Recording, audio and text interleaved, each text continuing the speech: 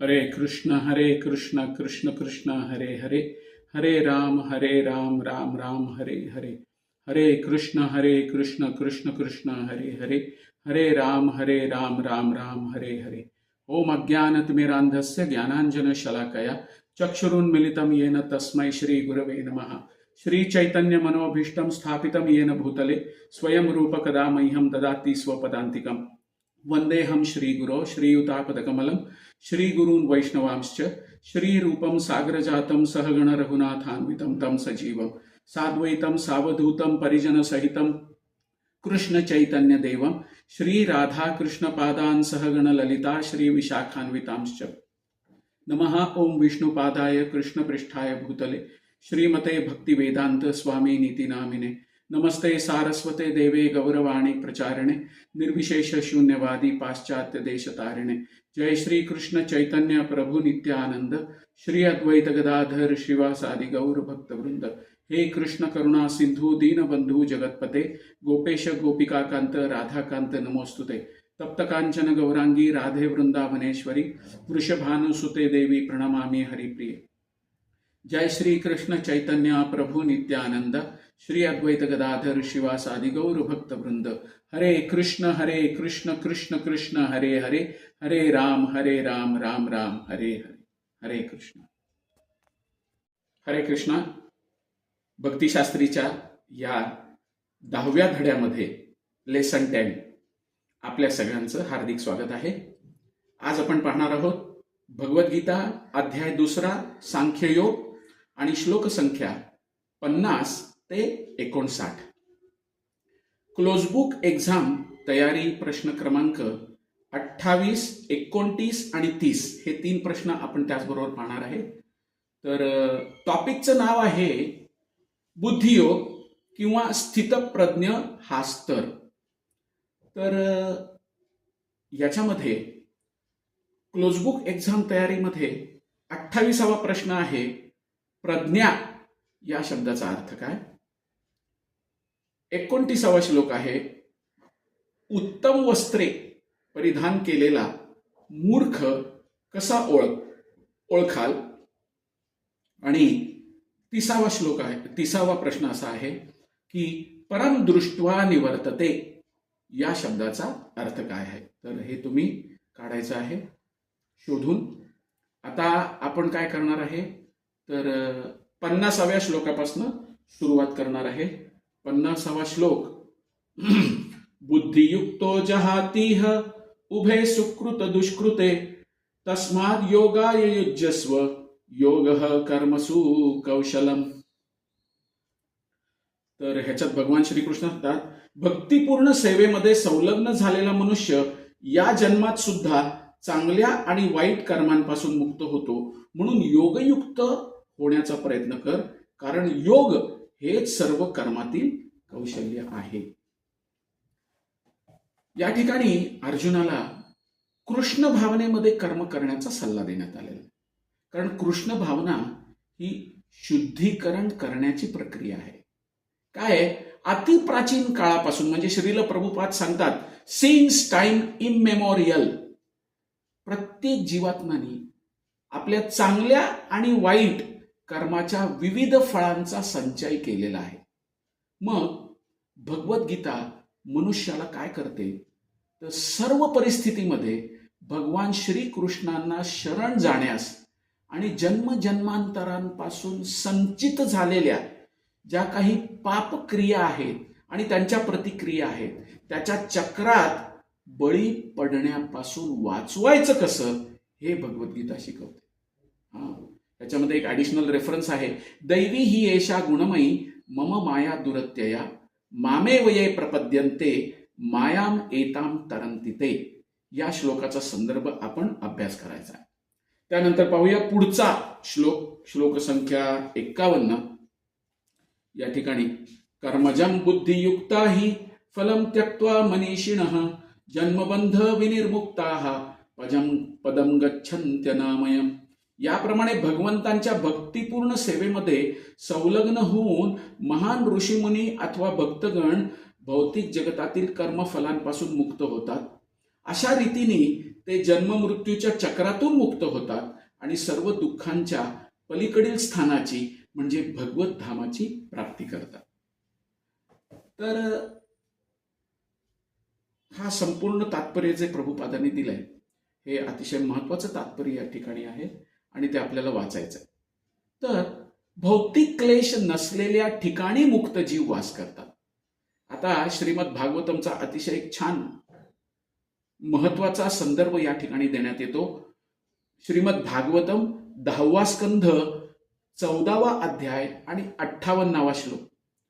तर या ठिकाणी असं सांगण्यात आलेलं आहे की भगवंतांच्या चरण कमल रूपी नावेचा ज्याने आश्रय ग्रहण केला आहे तर त्याला हा भवसागर वासराच्या खुरांच्या ठशात मावणाऱ्या पाण्यासमान वाटतो. समाश्रिताये पदपल्लव प्लवम महत्पदम पुण्य यशो मुरारे भवांबुधीर वत्सपदम परमपदम पदम पदम यत विपदम न तेषा. आता आपण पाहू अल्पबुद्धी लोक. अल्पबुद्धी लोक काय करतात? अज्ञानामुळे अल्पबुद्धी लोक सकाम कर्म करून परिस्थितीशी जमवून घेण्याचा प्रयत्न करतात. का? तर त्यांना असं वाटतं की त्याच्यापासनं जे सुख किंवा फळ प्राप्त होईल त्याच्यातनं आम्ही सुखी होऊ. विश्वामध्ये हे भौतिक जगत आहे ना, कुठनंही कुठेही पर्यंत जा. आ ब्रह्म भुवनालोका पुनरावर्तीन अर्जुना. ब्रह्मलोकापासून रसातळ किंवा पाताळापर्यंत कुठेही जा. कोणत्याही प्रकारचं शरीर आहे ना, हे दुःखापासून विरहित असं जीवन देऊही शकत नाही याची त्यांना कल्पनाच नसते.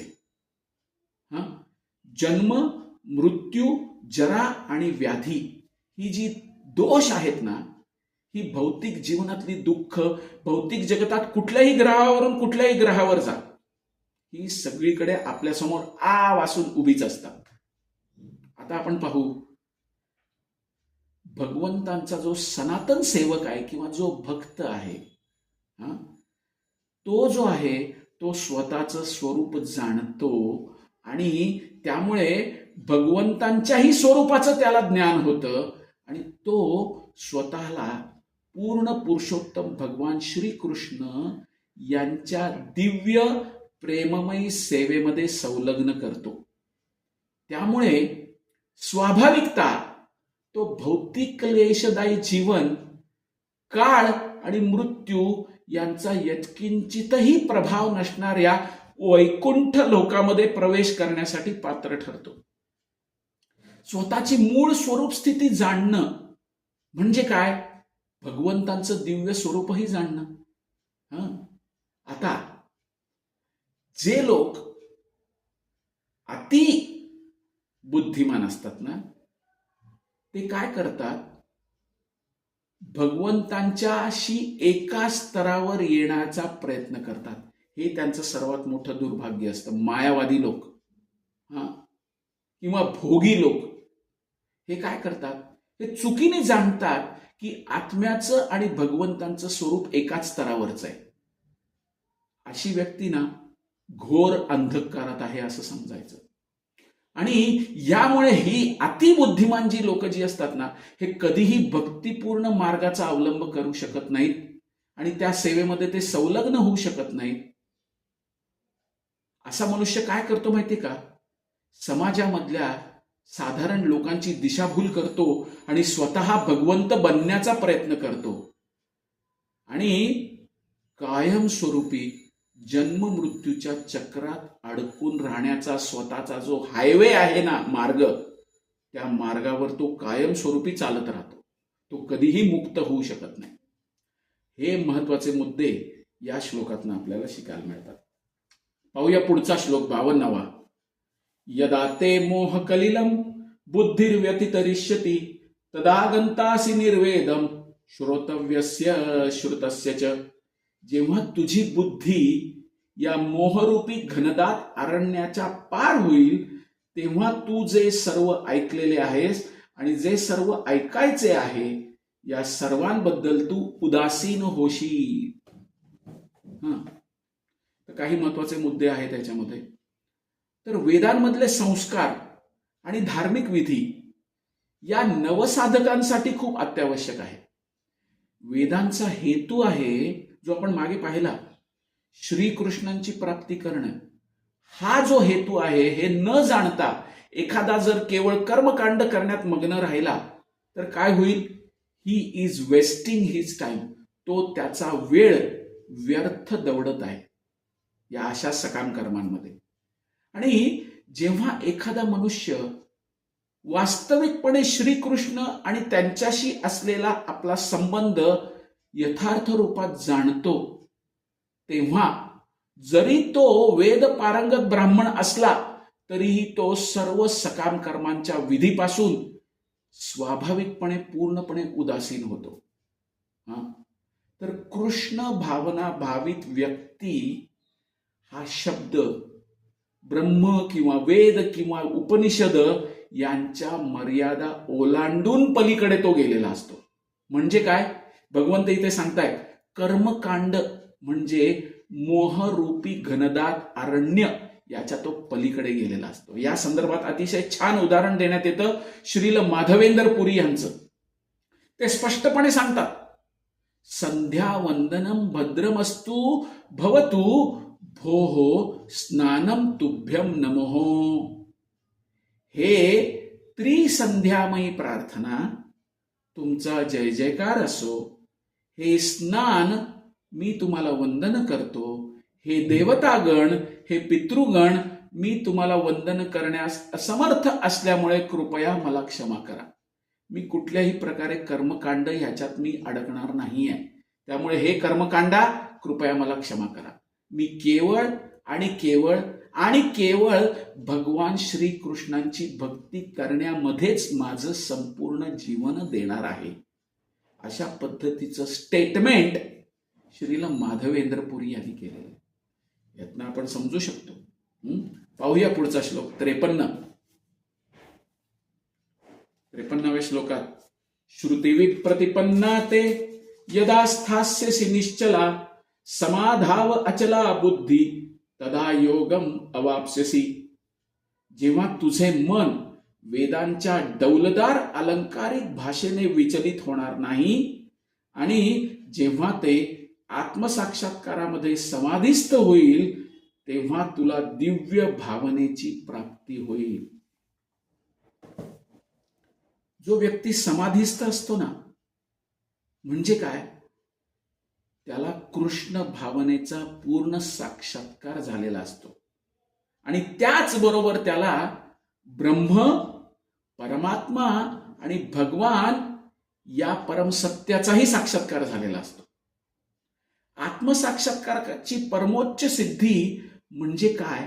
तर मी भगवान श्रीकृष्णांचा सनातन सेवक आहे आणि आपलं एकमेव कर्तव्य म्हणजे कृष्ण भावनेत सर्व प्रकारची कर्म करणे, हे जाणणं. तर कृष्ण भावना भावित व्यक्तीने काय करायचं? एकनिष्ठ आणि दृढ भगवत भक्तांनी काय करायचं? वेदांची ही जी अलंकारिक भाषा आहे ना, त्यांनी कधीही विचलित व्हायचं नाही. कारण वेदांच्या अलंकारिक भाषेने जो व्यक्ती त्यांच्याकडे आकृष्ट होतो, तो स्वर्गलोकात परत जाण्यासाठी क्रिया करतो, सकाम कर्म करायला लागतो, कर्मकांडाचं पालन करायला लागतो. अशा सकाम कर्मामध्ये कृष्ण भावना भावित व्यक्तीने कधी गुंतायचं नाहीये.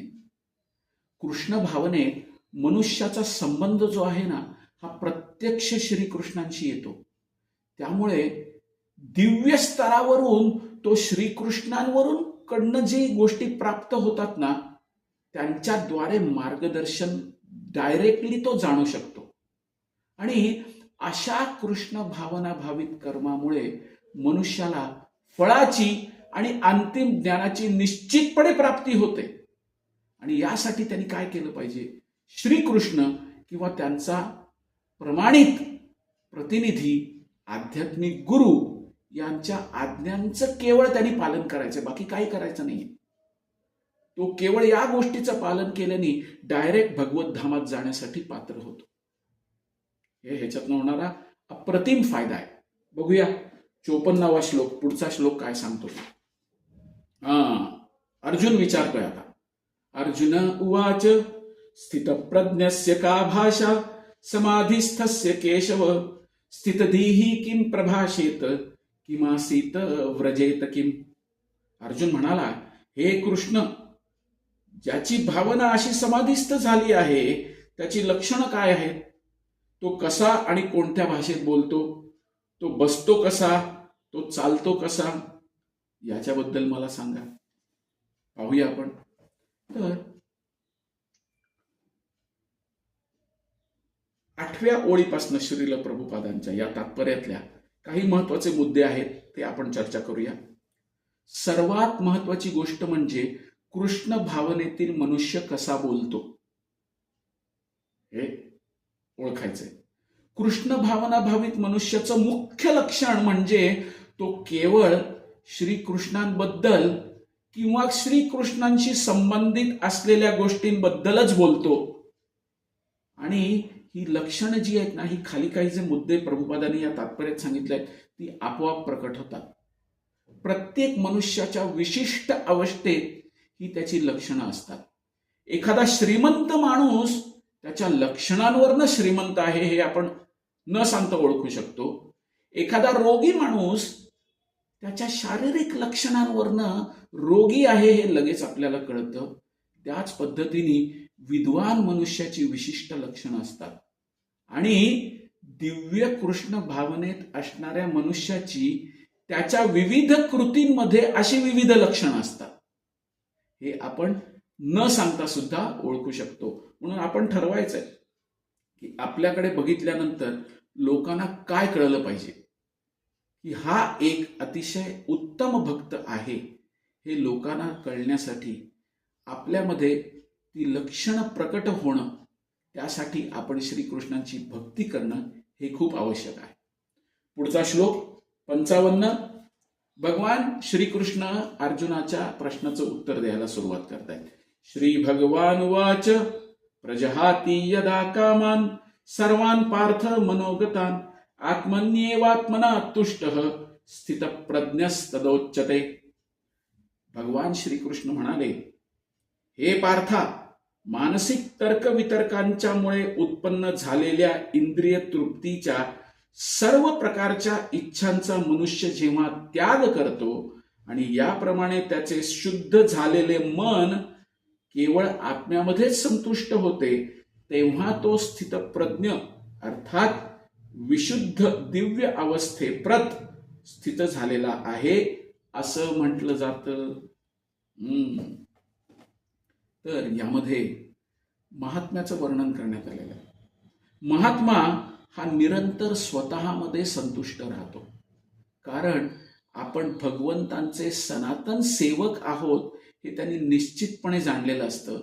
आणि अशा स्थितप्रज्ञ व्यक्तीला तुच्छ भौतिकतेपासून निर्माण होणारी इंद्रिय कामना नसते. तो आपल्या भगवंतांची नित्य सेवा करण्याच्या स्वाभाविक स्थितीमध्येच सतत आनंदी असतो. याच्यासाठी एक ऍडिशनल रेफरन्स देण्यात आलेला आहे श्रीमद भागवतम मधला. यस्यास्ति भक्ती भगवती अकिंचना सर्व गुणाई तत्र समासते सुरहा. तर ह्याच्यामध्ये काय आहे? सर्व प्रकारच्या इंद्रिय तृप्तीच्या इच्छांचा मनुष्याने त्याग करणं मात्र आवश्यक आहे. इंद्रियांच्या अशा इच्छा ज्या आहेत या कृत्रिम रीतीने थांबवता येणार नाहीयेत. मग त्यासाठी आपल्याला काय करावं लागेल? कृष्ण भावनेमध्ये आपल्याला संलग्न करावं लागेल, निमग्न व्हावं लागेल. आणि त्यांनी काय होईल? इंद्रिय तृप्तीच्या सर्व इच्छा विशेष प्रयत्न करण्या वाचून म्हणजे आपोआपच दूर होऊन जातील. यमुनाचार्य आणि अंबरीश महाराज यांचं उदाहरण आपण पाहू शकतो. तर यमुनाचार्यांनी आणि महाराज अंबरीशांनी त्यांचं जीवन अशा पद्धतीने रचलं की सकाळी उठल्यापासून रात्री झोपेपर्यंत ते 24 तास केवळ कृष्णासाठी कार्य करत होते. सवाई मन कृष्ण पदार विंदयोर वाचांसी वैकुंठ गुणानुवर्णने हा श्लोक आपण भागवतम मधला पाहूया आणि तो तुम्ही अभ्यास करायचा. हा होमवर्क आहे तुमच्यासाठी. तर हा श्लोक शोधायचा आहे, तो पाहायचा आहे. ते सगळे श्लोक जे आहेत 6 श्लोक ते पाठ करायचे आणि कशा पद्धतीने अंबरीश महाराजांनी आपलं संपूर्ण जीवन व्यतीत केलं भगवान श्रीकृष्णांच्या सेवेमध्ये, याचा होमवर्क तुम्ही अभ्यास करायचा. 55वा श्लोक आपण पाहिला तर त्याच्यामध्ये काही गोष्टी अशा आहेत की स्थितधी मुनी याचं लक्षण काय आहे. स्थितधी मुनी हा 100% नेहमी कृष्ण भावना भावित असतो. कलात्मक तर्क वितर्कांचा त्यांनी पूर्णपणे त्याग केलेला असतो. मानसिक तर्क वितर्कांची पातळी त्यांनी अगोदरच पार केलेली असते आणि वासुदेव भगवान श्रीकृष्ण हेच सर्व काही आहेत या अंतिम निर्णयापर्यंत तो आलेला असतो. आता मुनी या शब्दाचा आपण अर्थ पाहू शास्त्राद्वारे की मुनी हा शब्द दर्शवतो की जो मानसिक तर्क वितर्कासाठी कोणत्याही निर्णयाप्रत येण्याशिवाय आपल्या मनाला विविध प्रकारे प्रक्षुब्ध करू शकतो त्याला मुनी म्हटलं जातं. आणि प्रत्येक मुनीला ना एक वेगवेगळा दृष्टिकोन असतो. प्रत्येक मुनीचं एक वेगळी शिकवण असते. आणि असं सांगण्यात आलेलं आहे की एखादा मुनी इतर मुनींशी मतभेद जोपर्यंत तो दाखवू शकत नाही तोपर्यंत त्याला खऱ्या अर्थाने मुनी म्हणता येत नाही. एखाद्या मुनीने प्रस्थापित केलेलं भाष्य किंवा दर्शन दुसरा मुनी जोवर त्याचं खंडन करत नाही तोवर त्यालाही दुसऱ्याला मुनी असं म्हणता येत नाही. आता आपण पाहू कृष्ण भावना भावित मनुष्य म्हणजे कोण. की पूर्णपणे कृष्ण भावना भावित झालेला मनुष्य जो आहे तो 3 प्रकारचे जे ताप आहेत ना, 3 प्रकारचे जे क्लेश आहेत त्याच्या आघाताने मुळीच क्षुब्ध होत नाही. कारण जीवनात प्राप्त होणाऱ्या सर्व दुःखांचा तो भगवंतांची कृपा म्हणून स्वीकार करतो. त्याला असं वाटतं की आपल्या गतजन्मातील कुकर्मामुळे आणि आपण केवळ आणखी त्रासासाठी लायक आहोत तरी सुद्धा भगवंतांच्या कृपेने आपले कष्ट कमीत कमी प्रमाणात आपल्याला भगवंत देत आहेत. आणि केवळ भगवंतांच्या कृपेमुळेच अशा सुखकारक परिस्थितीत राहून आपण भगवंतांची उत्तम प्रकारे सेवा करतोय हे तो जाणतो. भगवंतांच्या सेवेप्रित्यर्थ तो सदैव म्हणजे 24 तास निर्भय आणि दक्ष असतो. आसक्ती आणि अनासक्ती यामुळे तो कधीही प्रभावित होत नाही. आसक्ती म्हणजे काय तर स्वतःच्या इंद्रिय तृप्ती करता ज्या गोष्टी आवश्यक आहेत त्यांचा स्वीकार करणे. आणि अनासक्ती म्हणजे काय तर इंद्रिय आसक्तीचा अभाव. म्हणजेच काय त्याचं संपूर्ण जीवन हे भगवंतांच्या सेवेमध्ये समर्पित असतं. तर या तात्पर्यातनं हे काही महत्वाचे मुद्दे आपण पाहिले. आता आपण पाहूया 57वा श्लोक. तर 57व्या श्लोकामध्ये एक मिनिट तर 56वा श्लोक जो आहे तो आपण वाचला नाही, तो मी आता वाचून दाखवतो. दुःखेषु अनुद्विग्न मनः सुखेषु विगत स्पृहः वीतराग भय क्रोध स्थितधीर मुनिरुच्यते. जो त्रिविध तापांमध्येही मनामध्ये विचलित होत नाही किंवा सुखामध्ये हर्ष उल्हासित होत नाही आणि जो आसक्ती भय आणि क्रोध यापासून मुक्त झाला आहे त्याला स्थित मन झालेला मुनी असं म्हटलं जातं. आता आपण पाहूया 57वा श्लोक. यस्य सर्वत्र नाभिस्नेह तत्तत्प्राप्य शुभाशुभम नाभिनंदती न द्वेष्टी तस्य प्रज्ञा प्रतिष्ठिता. म्हणजे काय तर या भौतिक जगतात जो कोणी शुभ अथवा अशुभ गोष्टींच्या प्राप्तीपासून प्रभावित होत नाही, जो अशा प्राप्त शुभाशुभ गोष्टींची स्तुती अथवा निंदाही करत नाही, तो पूर्णपणे ज्ञानामध्ये दृढपणे स्थिर झालेला असतो. हे भगवंतांचं स्टेटमेंट आहे. काय आहे की जोपर्यंत मनुष्य भौतिक जगतात आहे ना तोपर्यंत शुभ आणि अशुभ गोष्टी कायम घडत राहणारच आहे. कारण हे जग संपूर्णपणे द्वंद्वांनी भरलेलं आहे. जो कृष्ण भावनेत स्थिर झालेला आहे तो या शुभ आणि अशुभ या गोष्टींपासून कधी विचलित होत नाही. कारण त्याचा सर्व मंगलदायी भगवान श्रीकृष्णांशी डायरेक्ट संबंध असतो. आणि अशा कृष्ण भावनेमुळे एखादा परिपूर्ण अशा दिव्य स्तरावर आरूढ होतो आणि या स्तराला समाधी असं म्हटलं जातं. तर हा या श्लोकातनं मिळणारा आशय आहे. आपण पाहूया 58वा श्लोक. 58व्या श्लोकामध्ये सांगितलेलं आहे की यदा संहरते चायम कूर्मोंगानी व सर्वशः इंद्रियाणि इंद्रियार्थेभ्य तस्य प्रज्ञा प्रतिष्ठिता. ज्याप्रमाणे कासव आपले अवयव आपल्या कवचामध्ये आवरून घेते, त्याप्रमाणे जो आपल्या इंद्रियांना इंद्रिय विषयांपासून आवरून घेतो तो पूर्ण चेतनेमध्ये दृढपणे स्थिर होतो. काय आहे की कोणत्याही योगी, भक्त किंवा आत्मसाक्षात्कारी जीवाची कसोटी आहे की तो आपल्या योजनाप्रमाणे आपल्या इंद्रियांना नियंत्रित करू शकतो का करू शकत नाही. अधिकतर लोक काय असतात, हे इंद्रियांचे गुलाम असतात, म्हणून ते इंद्रियांच्या मार्गदर्शनाखाली कार्य करत असतात. काही लोकांना काही गोष्टींची खूप आवश्यकता असते. सकाळी उठल्यानंतर हे मिळालंच पाहिजे, ह्या गोष्टी प्राप्त झाल्याच पाहिजेत, नाहीतर माझी पुढच्या गोष्टी होऊ शकत नाहीत. म्हणजे हे लोक इंद्रियांचे गुलाम बनलेले असतात. आणि इंद्रियांची तुलना ही विषारी सर्पांशी केलेली आहे. का? त्यांना अनिर्बंध आणि स्वैर आचरण करायचं असतं आणि यासाठी ते इंद्रिय साधनांचा आधार घेतात, म्हणजेच ते इंद्रियांचे गुलाम झालेले असतात. आता योगी किंवा भक्तांनी काय केलं पाहिजे, तर ज्याप्रमाणे गारुडी जो असतो ना, तो सापांना आपल्या नियंत्रणाखाली ठेवतो, त्याच पद्धतीने योगी आणि भक्तांनी काय केलं पाहिजे, आपल्या इंद्रियांना नियंत्रित करण्यामध्ये अत्यंत खंबीर असं त्यांनी राहिलं पाहिजे. तो आपल्या इंद्रियांना स्वतंत्र रीतीने वागण्याची मोकळीक कधीही देत नाही. आणि यासाठी एक छान उदाहरण, कासव ज्याप्रमाणे आपले अवयव जेव्हा धोकादायक परिस्थिती निर्माण होते तेव्हा ते आतमध्ये आवरून घेतं, त्याप्रमाणे योगी किंवा भक्त जेव्हा जेव्हा इंद्रिय तृप्तीची साधनं, प्रलोभनं त्याच्या समोर येतात, तेव्हा तो इंद्रिय विषयांपासून स्वतःला आवरून घेतो. का? तर तो कृष्ण भावनेमध्ये दृढपणे स्थिर झालेला असतो. हा या श्लोकातनं होणारा उद्देश किंवा मूळ गोष्ट आपण प्राप्त करून घेतलेली आहे. आता आपण पाहूया 59वा श्लोक.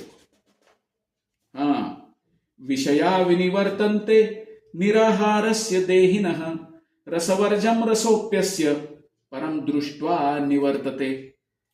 देहधारी जीवात्मा जरी इंद्रिय उपभोगापासून निवृत्त झाला तरी त्याची इंद्रिय विषयांबद्दलची गोडी ही राहतेच, परंतु उच्चतर रसाचा अनुभव घेऊन अशी कार्ये थांबवल्यास तो चेतनेमध्ये स्थिर होऊ शकतो.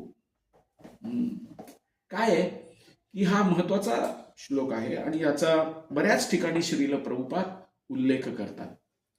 देहधारी जीवात्मा आहे हा जरी इंद्रिय उपभोगापासून निवृत्त झाला ना तरी इंद्रिया विषयांबद्दलची गोडी त्याला राहतेच राहते.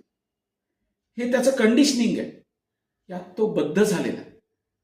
रोगी मनुष्य, या ठिकाणी काही उपमा प्रभुपाद देतात की रोगी मनुष्याने काय केलं पाहिजे, तर विशिष्ट खाद्यपदार्थांपासून पथ्य हे पाळलंच पाहिजे. समजा एखाद्याला टायफॉइड झालाय, तर टायफॉइड झालेल्या व्यक्तीने काय केलं पाहिजे, तळलेल्या पदार्थांपासून त्यांनी दूर राहिलं पाहिजे, नाहीतर त्याचा टायफॉइड कधी दूर होणारच नाही, त्या रोगापासून त्याची मुक्तता होणारच नाही. पण होतं काय की रोग्याला अशी बंधनं आवडत नाही आणि त्याची खाद्यपदार्थांबद्दल रुची कमी पण होत नाही. म्हणजे बघा, तळलेले पदार्थ असतात, भजी, पकोडे, वडे, तळकट पदार्थ, तर त्याच्यापासून त्यांनी काय केलं पाहिजे, तर पथ्य पाळलं पाहिजे, नाहीतर तो त्या रोगातून मुक्त होऊ नाही शकणार. पण त्याची गोडी मात्र कमी होत नाही. त्याचा वास जरी जरी आला किंवा ते पदार्थ समोर जरी दिसले तर लगेच त्याचं मन त्याच्याकडे धाव घेतं. तर त्याच गोष्टीतनं आपण काय शिकायचंय की रोग्याला अशी बंधनं आवडत नाहीत, पण त्यांची खाद्यपदार्थांमधली रुची कमी पण होत नाही. त्याचप्रमाणे अष्टांग योगासारखे जे काही आध्यात्मिक मार्ग आहेत, हे ज्या व्यक्तींना श्रेष्ठ ज्ञान नाहीये ना, ज्यांना, त्या अल्पबुद्धी लोकांसाठी आहे. आणि मनुष्य जोपर्यंत भक्ती मार्गासारख्या दिव्य स्तरावर स्थित होत नाही, तोपर्यंत तो इंद्रिय तृप्तीपासून पूर्णपणे परावृत्त होऊ शकत नाही. काय बघा,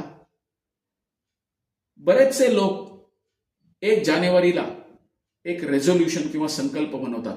आता या दिवसापासून मी हे गोष्टी सोडून दिलेल्या आहेत किंवा या गोष्टी मी करणार नाही. त्याचा हा निर्णय ना, हा फार काळ टिकू शकत नाही. का टिकू शकत नाही? कारण त्यांनी भक्तीचा आश्रय घेतलेला नसतो. त्यामुळे हे योगी, अष्टांगी योगी, ज्ञानी वगैरे हे जे आहेत ना, हे जरी त्यांनी एखादा संकल्प घेतला तरी ते इंद्रिय तृप्तीपासून पूर्णपणे परावृत्त होऊ शकत नाहीत, कारण त्यांनी भक्ती मार्गाचा अवलंब घेतलेला नसतो. तर जीवनातल्या आध्यात्मिक प्रगती पथावर जे अल्पबुद्धी नवसाधक आहेत ना, त्यांच्यासाठी ही बंधनं घातलेली असतात.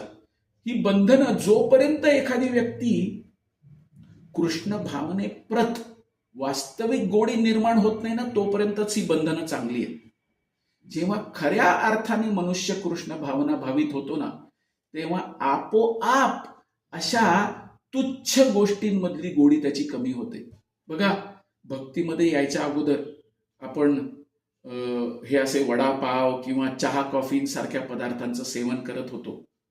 पण जसं जसं आपण भक्तीमध्ये प्रगती करायला लागलो, तेव्हा आपोआप या गोष्टींमधली गोडी आपली कमी झाली. चहा कॉफी आपण कधी सोडून दिला आपल्याला कळत सुद्धा नाही. वडापाव खाणं कधी सोडून दिलं हे आपल्याला कळत सुद्धा नाही. तर काय आहे की कृष्णांप्रती जेव्हा आपण समर्पित होतो, म्हणजेच काय, जेव्हा आपल्याला उच्चतर रसाची प्राप्ती होते, जेव्हा आपण चरणामृत स्वीकार करतो, तेव्हा चहा आणि कॉफी मधली गोडी आपोआप निघून जाते.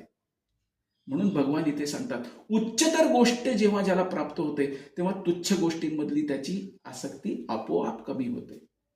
कसं सांगितलंय? भुक्ती मुक्ती सिद्धी कामी सकले अशांत, कृष्ण भक्त निष्काम अतएव शांत. कारण त्यांनी कृष्ण भक्तीमध्ये काय माधुर्य आहे, काय गोडी आहे, हे जेव्हा एखादी व्यक्ती चाखतो, तेव्हा छोट्या क्षुल्लक गोष्टींमधली त्याची गोडी आपोआप कमी होऊन जाते. हा या गोष्टीतला महत्वाचा मुद्दा आहे. तर आपल्यासाठी काही पर्सनल ऍप्लिकेशन्स साठी होमवर्क आहे. तो होमवर्क तुम्ही करायचा आहे की कृष्ण भावनेत आल्यापासनं तुम्हाला कुठला उच्चतर रस प्राप्त झालेला आहे, हे तुम्ही तुमच्या शब्दात लिहायचंय. त्याचबरोबर भौतिक आनंदाच्या गोष्टी सोडणं म्हणजे काय, हे सुद्धा तुम्ही तुमच्या शब्दात लिहायचंय. कशा पद्धतीने तुम्ही ही पूर्वी करत असलेली इंद्रिय तृप्ती सोडू शकलात, याबद्दलही तुम्ही लिहायचं आहे. कशा पद्धतीने तुम्हाला कृष्ण भावनेत आनंद प्राप्त झालाय आणि आत्ता होतोय, हेही तुम्ही लिहायचंय. आणि कृष्ण भावनेचं महत्व काय, हेही तुम्ही स्पष्ट करायचंय. हे मोठं उत्तर तुम्ही 2-3 पान भरून लिहायचं आहे तुमच्या शब्दामध्ये. म्हणजेच काय करायचंय, स्वतःचं आत्मपरीक्षण करायचं. तर या ठिकाणी आपण थांबूया.